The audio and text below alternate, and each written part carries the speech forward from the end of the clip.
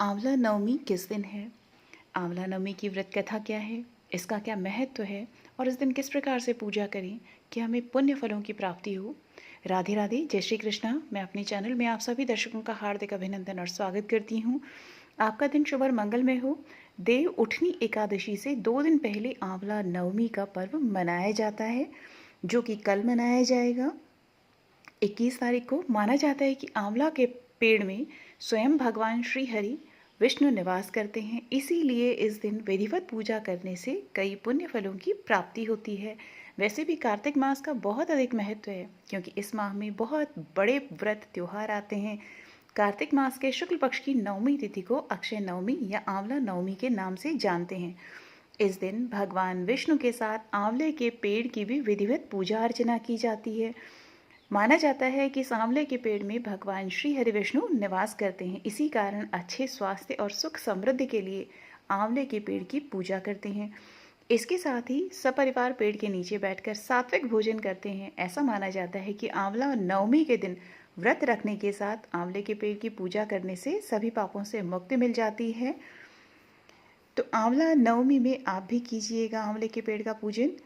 आंवला नवमी के दिन दान पुण्य भी करना चाहिए, ज़रूर करना चाहिए। इसका भी बहुत अधिक महत्व माना जाता है। माना जाता है कि कार्तिक मास के शुक्ल पक्ष की नवमी तिथि से लेकर कार्तिक पूर्णिमा तक भगवान विष्णु आंवले के पेड़ में विराजमान रहते हैं। इसीलिए अक्षय नवमी के दिन विधिवत आंवले के पेड़ की पूजा करने के साथ उसकी छाया में बैठकर भोजन करना शुभ माना जाता है। इस दिन आंवले के पेड़ की पूजा करने के साथ 108 बार परिक्रमा करने से सभी मनोकामनाएं पूर्ण हो जाती हैं, ऐसा कहा जाता है। इसके साथ ही इस दिन व्रत करने से संतान की प्राप्ति भी होती है। आंवला नवमी की पूजन विधि में अब आंवले के पेड़ की पूजा करने का विधान है। इस दिन आंवला की जड़ में जल या कच्चा दूध मिलाकर अर्पित किया जाता है। इसके साथ ही पुष्प, धूप, दीप, गंध, माला, सिंदूर, अक्षत आदि लगाने के साथ भोग लगाया जाता है। इसके साथ ही तने में कच्चा सूत या फिर मौली 8 बार लपेट सकते हैं। पूजा के बाद व्रत कथा पढ़ी जाती है और पूरे परिवार के साथ शुद्ध शाकाहारी भोजन पेड़ के नीचे बैठकर किया जाता है। तो आंवला नवमी की व्रत कथा का आप अब श्रवण कीजिए। आंवला नवमी की व्रत कथा के अनुसार बहुत समय पहले की बात है। एक सेठ था, वह हर साल आंवला नवमी के दिन ब्राह्मणों को आंवले के पेड़ के नीचे बिठाकर भोजन कराता था।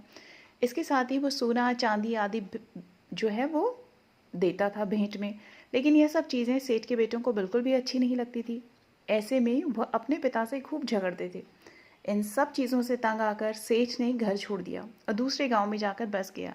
इसके साथ ही जीवन यापन के लिए एक छोटी सी दुकान रख ली। इसके साथ ही उस दुकान के आगे एक आंवले का उसने पेड़ लगाया। भगवान की कृपा इतनी भी कि दुकान खूब चलने लगी। इसके साथ ही उसने अपने नियम को न तोड़ते हुए हर साल आंवला नवमी के दिन विधिवत पूजा करने के साथ ब्राह्मणों को भोजन कराकर वो दान देता था। वहीं दूसरी ओर सेठ के पुत्रों का व्यापार ठप हो गया। ऐसे में सेठ के बेटों को समझ आने लगा कि वो अपने पिता के भाग्य से ही खाते थे। अपनी गलती समझकर वे अपने पिता के पास गए और अपनी गलती की माफ़ी मांगने लगे। फिर पिता के कहने के बाद उन्होंने भी आंवले के पेड़ की विधि विधान के साथ पूजा अर्चना शुरू कर दी और वो दान करने लगे। इसके प्रभाव से सेठ के बेटों के घर जो है पहले की तरह ही खुशहाली आ गई और वो सुख समृद्धि के साथ रहने लगे। तो आप भी कीजिए आंवले के पेड़ का पूजन। तो बोलिए जय श्री हरि विष्णु, जय माँ लक्ष्मी।